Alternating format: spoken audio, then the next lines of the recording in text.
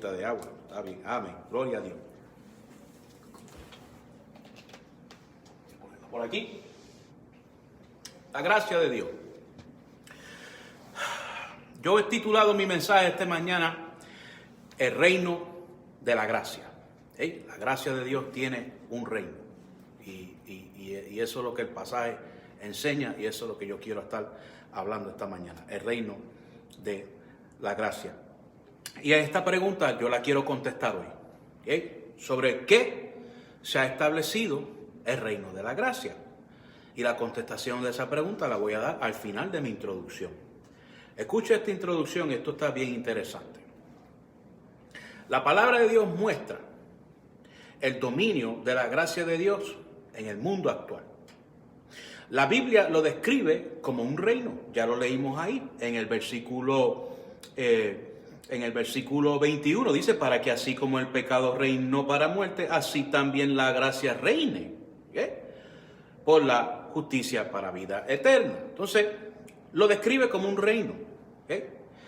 La palabra reino aquí, en este pasaje de escritura, es la palabra basileuo, en el idioma original griego. La palabra basileuo quiere decir, en el idioma original griego, rey, uno que ejercita poder, como un gobernador de una provincia, y aún hasta se le hace esta misma palabra, se usa en referencia al reinado del Mesías. Claramente basileuo está hablando de un reino, de alguien que reina. También basileuo significa uno que ejerce control e influencia. Ahora bien, basileuo tiene una raíz, una palabra, esta palabra viene de otra palabra que en griego se llama basileus, Basileus. La primera es basileuo, pero la raíz es basileus. Basileus quiere decir rey o líder del pueblo. Basileus tiene una palabra que es raíz de esta palabra, que es basis. ¿Y qué quiere decir basis? Basis en el griego original está haciendo referencia del pie, ¿verdad? Un pie de una persona, un paso, caminar o algo sobre lo cual uno da un paso. A medida que vamos definiendo las raíces de las palabras, pues nos va dando una idea que voy a compartir con usted en un minuto. Ahora, basis viene de una raíz que es una palabra que se llama baino en griego. Y baino quiere decir caminar. Ahora bien, entonces tenemos aquí en la Biblia, escuche bien, la idea, mediante definición, que un basileuo, que es la palabra que aparece aquí en el versículo 21 de Romanos capítulo 5, por definición que un basileuo o reino es algo que impone su pie en autoridad, estableciendo así algún tipo de sistema de dominio. En otras palabras, la gracia de Dios que Dios ha puesto aquí en este mundo, Él ha puesto su pie, sobre el pecado en este mundo, estableciendo un reinado de misericordia y clemencia para los hombres, con la gran oportunidad de arrepentirse de los pecados para alcanzar la salvación y la vida eterna. Básicamente Dios ha traído su gracia y la gracia de Dios se ha impuesto, ha establecido, ha puesto el pie firme, con toda autoridad para traer un reinado que es mucho más grande, mucho más superior que el reinado del pecado. Y el reinado del pecado no tiene nada que buscar cuando se trata del reinado de la gracia de Dios. Y vamos a estar viendo en más detalle de qué es lo que queremos decir en el pasaje de Escritura. Entonces, ¿cómo ha puesto su pie, ha puesto su autoridad el reinado de la gracia en este mundo? Y aquí está la contestación de la pregunta que hice hace un minuto atrás.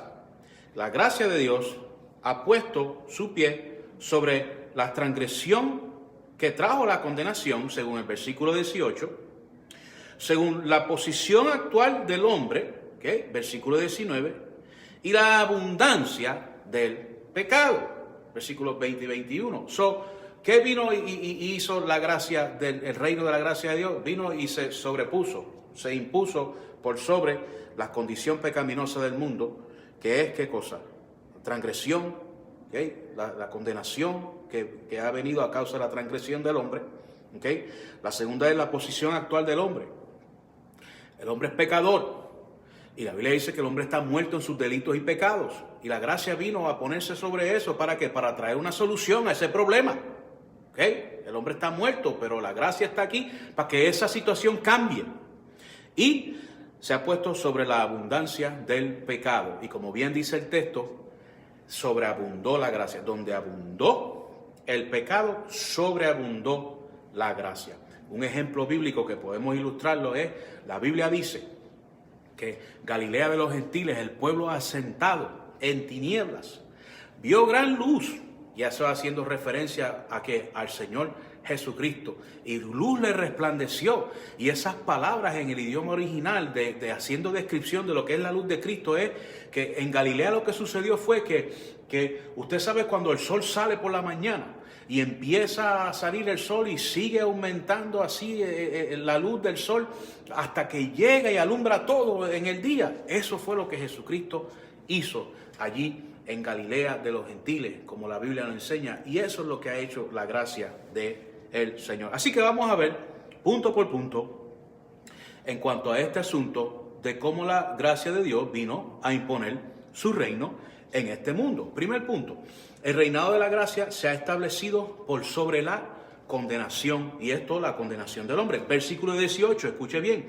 Así que, como por la transgresión de uno vino la condenación a todos los hombres, ¿eh? De la misma manera por la justicia de uno vino a todos los hombres la justificación de vida. Por la transgresión, por la desobediencia de un hombre, entró la condenación por él y pasó a todos los hombres. ¿Okay? Por eso es que la Biblia dice, por cuanto todos pecaron y están destituidos de la gloria de Dios. ¿Qué quiere decir transgresión? Transgresión quiere decir, en el idioma original griego, un desvío de la verdad. Cada vez que usted ve la palabra transgresión en el Nuevo Testamento, está hablando de una persona que cometió transgresión, está hablando de una persona que se ha desviado de la verdad de la palabra del Señor. Y qué peligroso es andar en esos pasos, en ese desvío, estar caminando, porque cuando uno está haciendo transgresión, uno básicamente está saliendo del camino de la luz y metiéndose en un camino oscuro. Y en un camino oscuro uno lo que va a encontrar son tropiezos, golpes, dolores, miedo, temores, todo ese tipo de cosas. Es peligroso andar en el camino de la transgresión. Eso es lo que significa transgresión, desvío de la verdad. ¿Okay? La Real Academia Española define transgresión como quebrantar o violar una ley. Y es la misma idea, ¿sabe? Alguien está quebrantando, alguien está violando la ley de Dios. Precisamente eso es pecado. Pecado, en una manera simple de definirlo, es desobediencia a la palabra de Dios. Cuando alguien desobedece a la palabra de Dios, está cometiendo pecado.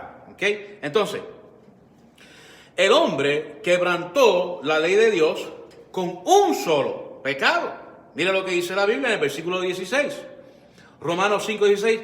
Y con el don no sucede como en el caso de aquel uno que pecó. Obviamente está haciendo referencia a Adán.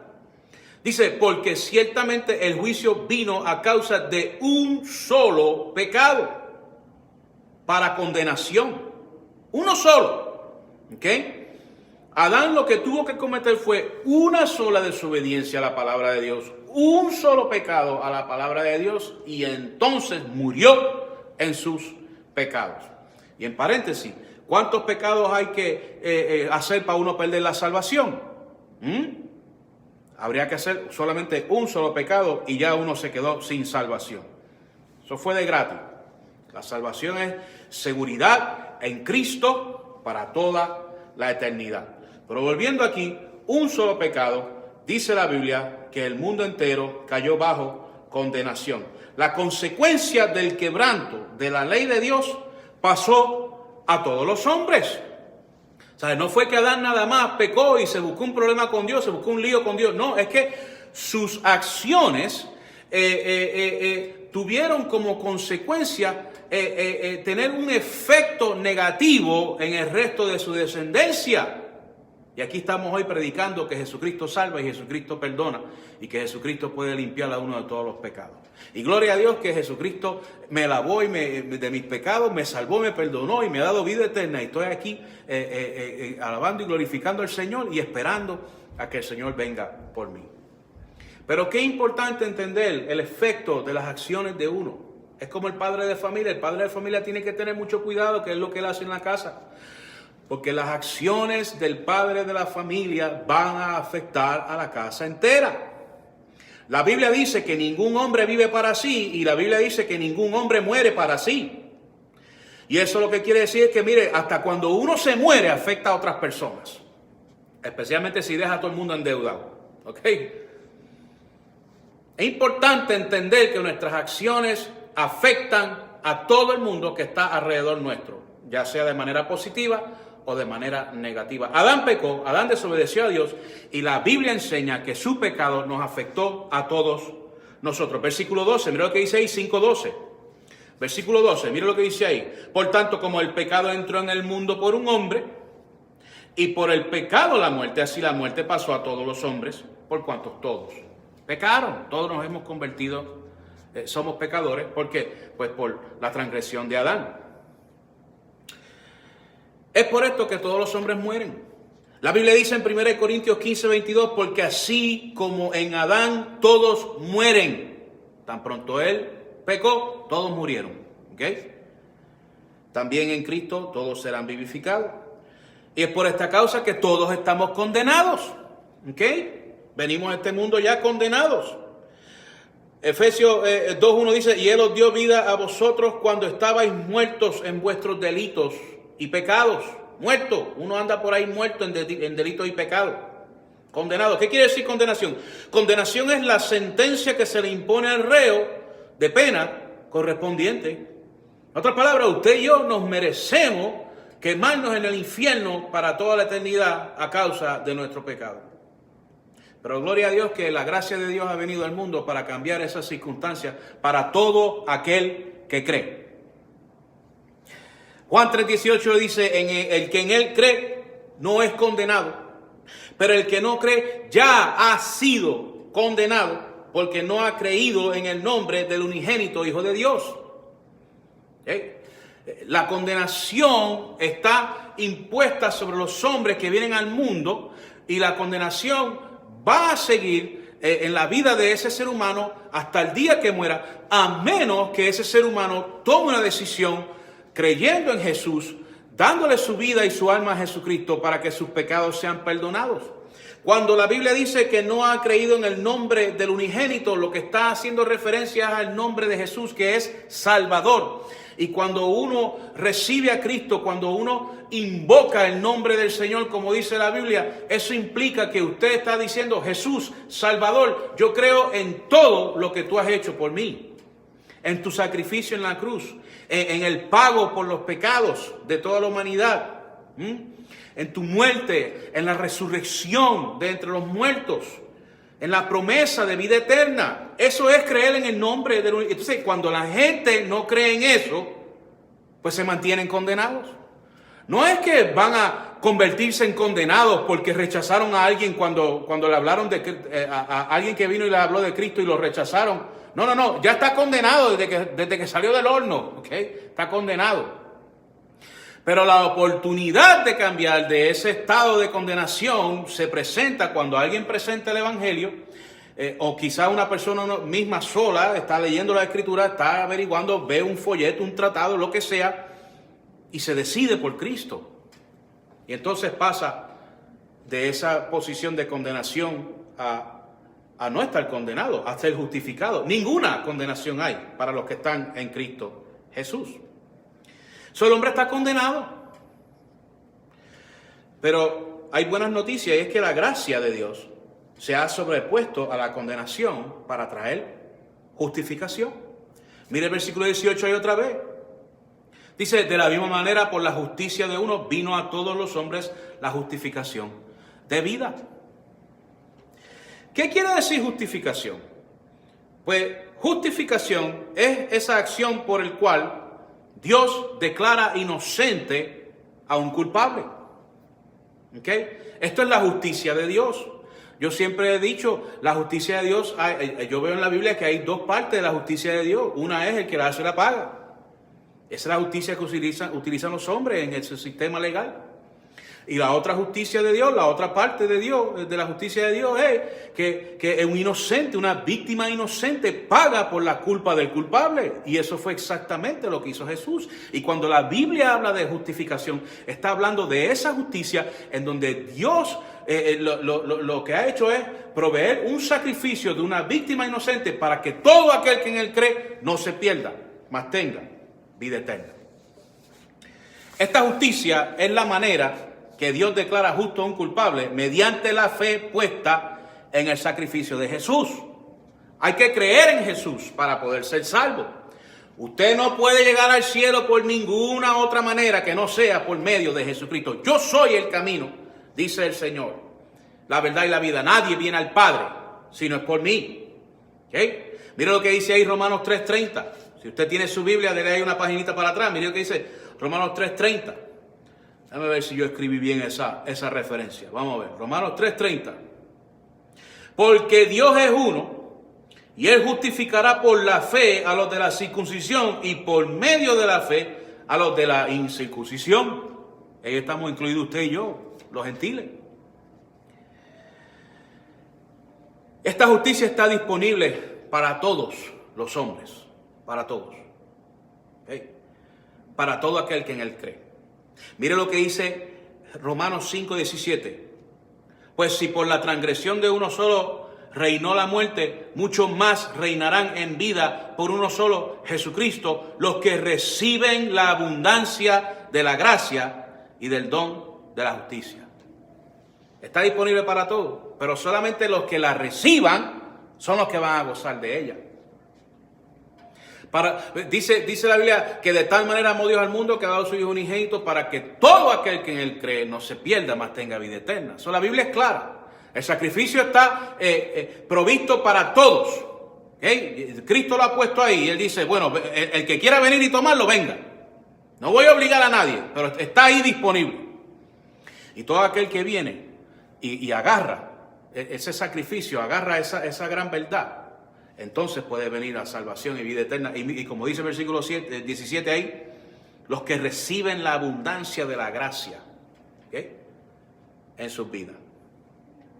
Esta justicia es lo único que puede salvar al hombre de la condenación eterna que entró al mundo como consecuencia de la transgresión. La gracia de Dios se ha establecido con dominio sobre la condenación para dar paso a la justificación del hombre. Porque la gracia de Dios se ha manifestado para salvación a todos los hombres. Tito 2:11. Ese es mi primer punto. Que la gracia de Dios se ha venido a establecer en este mundo como un reino y tiene autoridad sobre el reino de la muerte en este mundo. Y por cuanto tiene autoridad sobre ese reino, el hombre tiene la posibilidad, la opción de decidirse que él va a aprovecharse de esa gran oportunidad, de ese ofrecimiento que Dios está haciendo para salvación y vida eterna. Ahora, no solo el reinado de la gracia se ha puesto sobre la condenación, sino también se ha puesto sobre la actual posición del hombre. Porque ahora mismo el hombre tiene una posición de condenación en este mundo. A darle rapidito aquí, que ya se me está acabando el tiempo. Se me va el tiempo siempre volando. Versículo 19, mira lo que dice ahí. Porque así como por la desobediencia de un hombre, los muchos fueron constituidos pecadores, así también por la obediencia de uno, los muchos serán constituidos justos. ¿Ok? La actual situación del hombre como condenado le impide la entrada a la vida eterna. Ya hablamos de esto, el hombre está condenado y no puede ir al cielo por su condición de condenado. Y su fin será el lago de fuego. Entonces vamos a ver ahora las dos condiciones que nos muestra el texto, o posiciones en las que el hombre se encuentra actualmente y las que se puede encontrar si se decide por Cristo. La primera es constituidos pecadores. 19. Dice que por la desobediencia de un hombre los muchos fueron constituidos pecadores. Esa palabra constituido en el idioma original griego tiene una preposición que se dice kata. Y kata significa lo siguiente. Cada vez que usted ve una palabra que tiene kata, lo que está llevando es el mensaje de lo que voy a decir ahora mismo. Significa algo que se encontraba a un nivel de altura y terminó en un nivel más bajo. Algo que descendió. Este descenso del hombre fue causado por la desobediencia de Adán. Entonces, cuando la Biblia dice que fue constituido pecador, lo que está diciendo es, Adán estaba aquí, Dios lo creó, era un ser perfecto, sin pecado, era un ser eterno, ¿ok? Y todas las cosas que implica el tipo de existencia que él tenía cuando Dios lo creó. Pero a él desobedecer al Señor, a él haber permitido que la desobediencia y el pecado entrara en su vida, él bajó a una condición, ¿ok?, de pecador. Y ahora fue constituido, establecido como un pecador. Y perdió la posición que tenía primero. Eso es lo que quiere decir constituido pecador. Fue causado por la desobediencia de Adán. Adán fue creado a la imagen y semejanza de Dios. Pero él rechazó al Señor, rechazó la palabra de Dios y él cayó en pecado. Y esto hizo que él se separara de Dios. Si usted va ahí a Génesis capítulo 3, versículo 8, ¿qué dice la Biblia? De las primeras cosas que Adán hizo cuando él pecó y se le abrieron los ojos espirituales, porque ahora el pecado había entrado en él y ahora veía la vida de un punto de vista completamente diferente. Dice la Biblia que él fue y se escondió de Dios cuando escuchó la voz de Dios. Fue y se escondió, se separó de Dios, se murió. La palabra muerte significa separación. Y cuando él murió, él se separó de Dios y él empezó a vivir en sus delitos y pecados. Fue constituido, fue establecido como un pecador. Pero el reinado de la gracia ha hecho posible que esta vergonzosa posición pueda ser cambiada si el hombre así lo desea. Vamos a ver la segunda posición que el hombre puede estar, ¿okay? La constituido puede estar de esta manera si recibe a Cristo, versículo 19 de nuevo. Así también, por la obediencia de uno, o sea, de Cristo, los muchos serán constituidos justos. La palabra original griega, otra vez, tiene como preposición kata también. Pero kata también puede significar, que ese es el significado que le da aquí, no tan solamente que algo baja de algo que estaba arriba, bajó, ¿okay?, sino también da la idea de algo que ha sido movido de un lugar a otro. Entonces, cuando un hombre se entrega a Cristo y es perdonado y es salvado y nace de nuevo, la Biblia enseña que ahora es constituido, ahora es reubicado de su condición de pecador a la condición de justificado. Y todo eso gracias a la gracia de Dios, al reino de la gracia de Dios. Esta reubicación fue hecha posible por la obediencia del Hijo de Dios. Cristo obedeció al Padre y yo le doy gracias a Dios que él obedeció al Padre. Mira lo que dice ahí Filipenses capítulo 2. Filipenses capítulo 2. Dice la Biblia: haya pues en vosotros, versículo 5, haya pues en vosotros este sentir que hubo también en Cristo Jesús, el cual siendo en forma de Dios no estimó el ser igual a Dios como cosa que aferrarse, sino que se despojó a sí mismo, tomando forma de siervo, hecho semejante a los hombres, y estando en la condición de hombre, se humilló a sí mismo, haciéndose obediente hasta la muerte y muerte de cruz. Por la obediencia ahora somos justificados en Él. Romanos 5.1, mire lo que dice ahí, Romanos 5.1. Justificados pues por la fe tenemos paz para con Dios por medio de nuestro Señor Jesucristo. Hemos sido constituidos justos. Todos los que hemos recibido a Jesucristo como nuestro Salvador y nuestros pecados han sido perdonados y lavados. Hemos nacido de nuevo. mediante el poder de la regeneración del Espíritu Santo, hemos sido declarados justos, constituidos, posicionados, justos delante de Dios. Ahora Dios ve a Cristo en mí. La gracia de Dios nos ha dado una nueva posición en Él. Ninguna condenación hay para los que están en Cristo Jesús. El dominio de la gracia de Dios puede cambiar la posición del hombre. La gracia de Dios vino, estableció su reino y ha provisto el medio para que el hombre, de su posición de condenación, de su posición pecaminosa, de su andar en delitos y pecados, pueda ser cambiada mediante su fe, que él ponga su fe en el Hijo de Dios, el Señor Jesucristo, y entonces ahora ser reubicado a la posición de justificación, en donde la gracia de Dios reina y va a seguir reinando sobre esa persona para toda la vida. Reina sobre el mundo entero, ¿verdad? Reina sobre la muerte, pero el pecador, entonces, y está disponible para el pecador, pero mientras el pecador no se aprovecha del reino de la gracia de Dios, pues la gracia de Dios sigue ahí disponible, pero él se mantiene aquí en la condición de pecador. Pero una vez se entrega a Cristo y toma posesión del reino de la gracia de Dios, entonces viene a ser parte de la familia de Dios, y la gracia de Dios viene a su vida con poder, de una manera más directa, más especial, y eso es la relación personal con el Señor Jesucristo día a día. ¿Usted sabe qué quiere decir gracia? Gracia quiere decir favor inmerecido. Gracia quiere decir que Dios nos ha dado a nosotros lo que nosotros nos merecemos. Que Dios nos ha hecho un favor a nosotros que nosotros no nos merecíamos. Y ese favor fue que su Hijo murió por mí en la cruz de Calvario. Y ahora yo no tengo que morir en la cruz.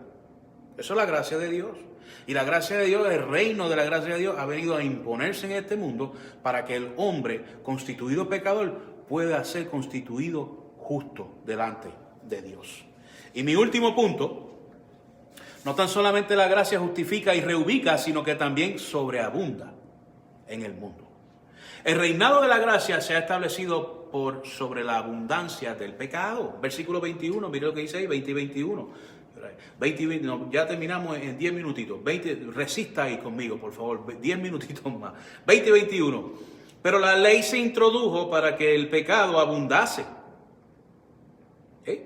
Mas cuando el pecado abundó, sobreabundó la gracia. Para que así como el pecado reinó para muerte, así también la gracia reine por la justicia para vida eterna mediante Jesucristo, Señor nuestro. Vamos a definir esa palabra sobreabundar, que está ahí en el versículo 20, haciendo referencia a la gracia, porque dice que el pecado abundó, pero la gracia sobreabundó. ¿Qué quiere decir sobreabundar en la Biblia, en el idioma original griego? La palabra gracia, primero que nada, es la palabra, voy a tratar de decirla, bastante larga, es una palabra compuesta. Dice, upereperiseusen. Ahí lo pude hacer. Lo hice, ¿ok? A ver si lo puedo hacer otra vez. Upereperiseusen, ¿ok? Y upereperiseusen es una palabra compuesta. Uper, que es la primera parte, y periseuo, que es la segunda parte. Uper quiere decir por encima y periseuo quiere decir abundancia. Entonces, lo que está hablando es, no está hablando solamente de abundancia, de periseuo, sino que está diciendo uperabundancia, ¿okay? Por encima de la abundancia. En otras palabras, es más abundante. La Biblia usa esta palabra para describir cosas que abundan más allá de la medida. O sea, el reino del pecado tiene una medida en el mundo, ¿verdad? Pero el reino de la gracia de Dios, la medida excede mucho más allá, es eterna, ¿ok? Por sobre la medida del pecado, del reino del pecado. Quiere decir abundar en exceso, quiere decir desbordamiento, quiere decir un disfrute en abundancia. Y la concordancia Strong lo define de la siguiente forma: superabundancia. Eso es lo que significa esa palabra griega de sobreabundar, superabundancia. El fin de Dios era mostrar la superabundancia de gracia que Él puede y quiere dar al hombre, que sobrepasa eternamente la abundancia del pecado.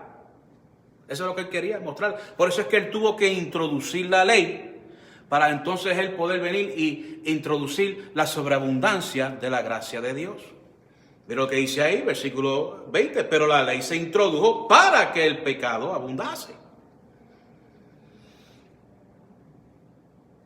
Para que esto fuera posible, para que Dios pudiera enviar su sobreabundancia de gracia, el reino de la gracia, tenía que abundar, no sobreabundar, abundar el pecado en el mundo. Y para que esto sucediera, tenía que ser provista la ley de Dios. Y el versículo 20 lo dice ahí, pero la ley se introdujo para que el pecado abundase. ¿Okay? Y lo cierto es esto.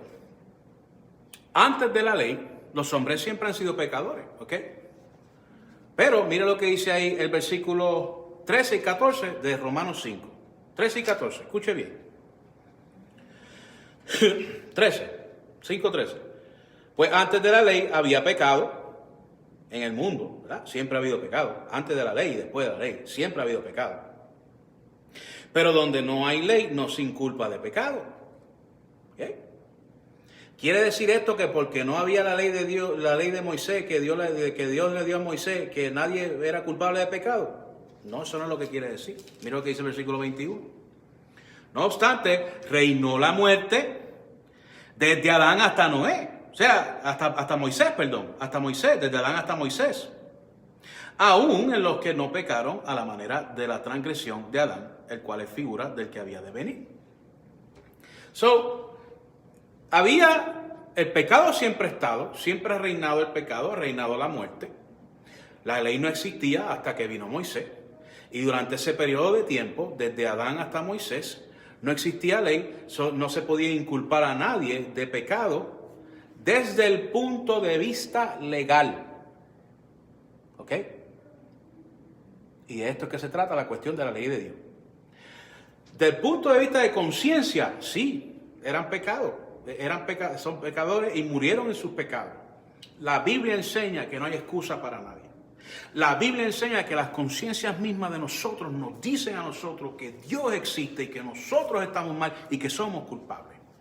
Pero durante ese tiempo no se podía inculpar o culpar a nadie desde Adán hasta Moisés según un código de leyes. Por lo tanto, no había abundancia de pecado.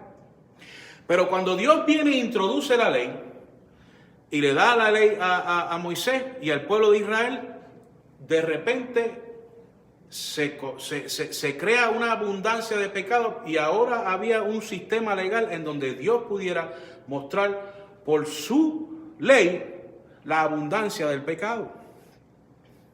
Son unas palabras más simples, de alguna manera que yo no entiendo completamente, pero que Dios sí lo ha hecho, es que para que hubiera abundancia de pecado, Él tenía que introducir su ley. Y la ley de Dios hace que se vean más los pecados de la gente. ¿Ok? Y en esa situación es que vino el Señor y trajo la abundancia, la sobreabundancia de su gracia.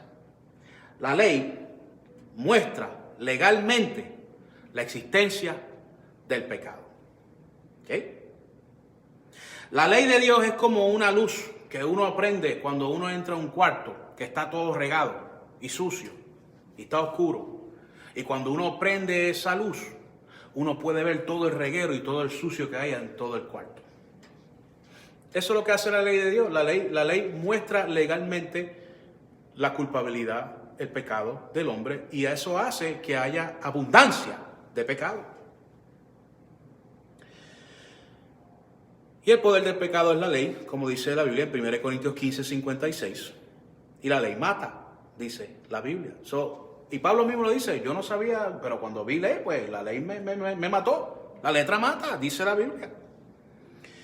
Mire lo que dice ahí en 2 Corintios 3:6, y ya estoy terminando. 2 Corintios 3:6, escuche bien. 2 Corintios 3:6, escuche esto. el cual asimismo nos hizo ministros competentes de un nuevo pacto, no de letra, sino del Espíritu, porque la letra mata, mas el Espíritu vivifica. ¿Y de qué letra está hablando? ¿De qué pacto? Pues del Viejo Testamento, de la ley de Dios. Y la letra mata. O sea, la letra revela tu condición de pecador legalmente. Y eso hace que el pecado abunde más. Lo cierto es que el hombre sin Cristo está completamente perdido.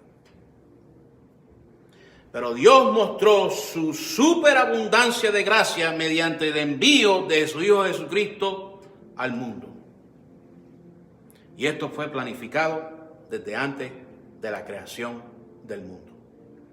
Si usted lo quiere leer después, 1 de Pedro 1, 18 y 20, habla de eso.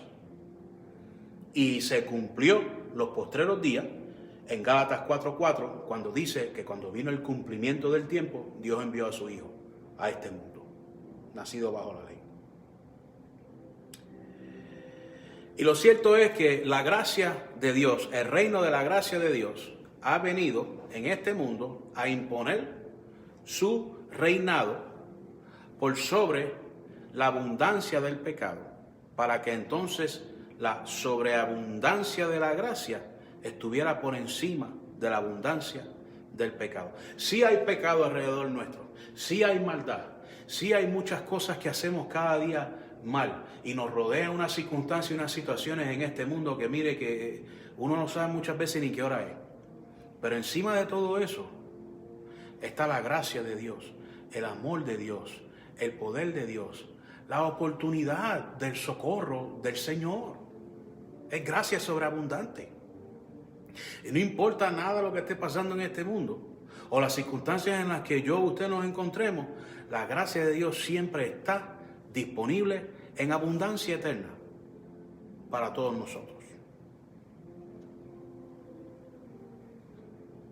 Lo cierto es que Dios quiere mostrar toda su clemencia en este mundo. Y por eso le ha traído el reino de la gracia. Por alguna razón que yo no entiendo, en el tiempo que Jesucristo vino al mundo fue el tiempo perfecto para Dios traer el reinado de la gracia. Quizás en aquellos días ya había llegado el pecado a la cúspide y ya estaba listo el mundo para ser destruido. Y en el peor momento de la historia de la humanidad, Dios trajo su gracia, envió su gracia. Y Cristo vino al mundo para salvar a los pecadores, dice la Biblia. Y Dios lo que quiere es mostrar clemencia. Pablo testificó de eso, para que mostrase toda su clemencia en mí, en 1 Timoteo 1, 15 y 16. Mire, yo le puedo mostrar a mi hijo mayor clemencia si yo le doy a él un regalo después de haber hecho algo malo, que si yo le doy un regalo cuando él se está portando bien. ¿Cómo usted cree que él se va a impresionar más? Y eso mismo es lo que Dios quiere hacer. No importa, mas Dios muestra su amor para con nosotros en que siendo aún pecadores, Cristo murió por nosotros. Y el propósito de él es mostrar toda su clemencia. Y él ha enviado, él ha traído el reinado de la gracia de Dios para imponerse en sobreabundancia de la abundancia del pecado, para ofrecer salvación y vida eterna. Ningún hombre tiene que vivir en el pecado. La oportunidad de salvación está para todos. El reinado de la gracia ha puesto de manifiesto la superabundante gracia de Dios para con los hombres en este mundo. Lo cierto es que todos nos merecemos el castigo eterno en el lago de fuego, pero qué bueno que la palabra de Dios dice gracias a Dios por su don inefable. El 2 Corintios 9:15. Concluyendo, hemos visto cómo el reinado de la gracia de Dios se ha sobrepuesto sobre todo lo que es malo en este mundo, dando así al hombre la oportunidad de ser redimido, si tan solo pone toda su confianza en el Salvador del mundo, el Hijo de Dios. Cualquiera puede ser salvo. Cualquiera. No hay excusa para nadie. Que a mí Dios no me va a escuchar. O que yo he hecho tantas cosas en este mundo que Dios a mí no me puede perdonar. No. Cualquiera puede tener salvación. Cualquiera puede tener vida eterna en Cristo Jesús. Si tan solo viene a los pies de Jesucristo en humillación, pidiendo clemencia, misericordia, pidiendo salvación y pidiendo vida eterna. Lo cierto es que nosotros somos pecadores, pero la gran diferencia entre el cristiano que ha nacido de nuevo y la persona que no ha nacido de nuevo es que el cristiano va a ir al cielo y la persona que no ha nacido de nuevo no va a ir al cielo, va a ir al infierno. Si usted esta mañana está escuchando y no ha recibido a Jesucristo como su Salvador, sepa usted que la Biblia dice que el que no se haya inscrito en el libro de la vida fue lanzado al lago de fuego. Pero la Biblia también dice, ninguna condenación hay para los que están en Cristo Jesús. Hay que dejar el pecado, hay que dejar la maldad, hay que dejar la vida vieja. Ese pecado, esa costumbre que muchos de nosotros tenemos en la vida que nos aparta de Dios, mire, eso hay que dejarlo. Lo cierto es que su pecado que usted tiene, que le está manteniendo lejos de Dios, tiene que ya decidirse por Jesucristo y pedirle al Señor que tenga misericordia de usted y que le salve su alma y le perdone sus pecados. Ningún pecado vale la pena ponerlo por encima de la vida en Cristo. No hay nada. Acuérdese que el reinado de la gracia sobreabundó. Es la superabundancia de la misericordia de Dios sobre el pecado rampante que hay en este mundo.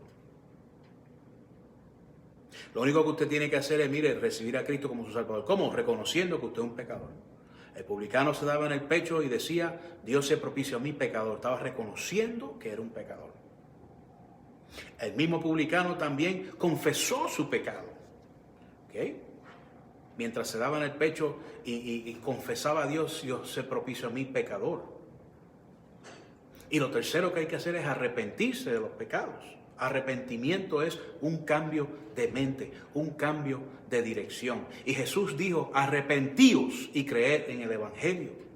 Y el Señor lo que estaba diciendo en otras palabras era, cambien su manera de pensar, cambien de dirección y vengan y crean a las buenas noticias que yo traigo.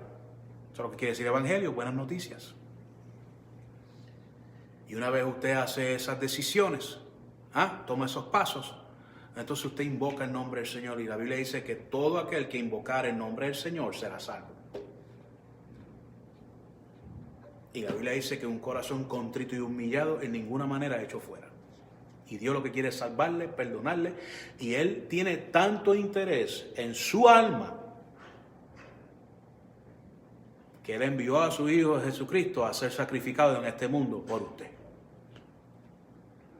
Yo creo que debe dejar ya de estar jugando con el pecado y con la maldad y abochornarse del pecado y recibir a Jesucristo como su Salvador. Tiene que llegar a un punto donde usted diga, mira, no puedo más. Me causa tristeza este pecado, me causa vergüenza.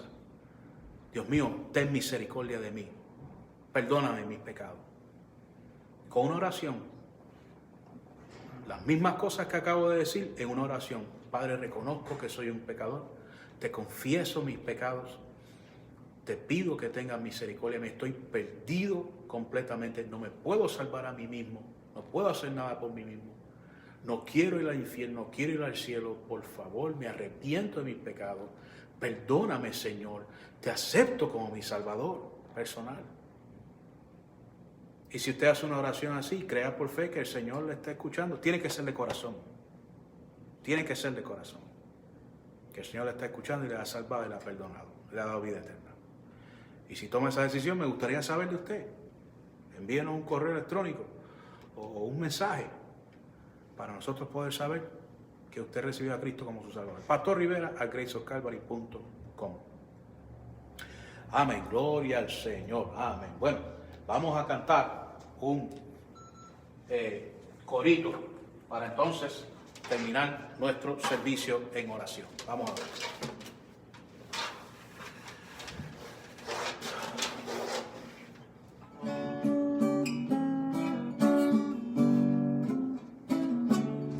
El mundo dice que nada aprovechamos sirviendo a Cristo en nuestra juventud. nosotros les testificamos que es un deleite servir a Jesús.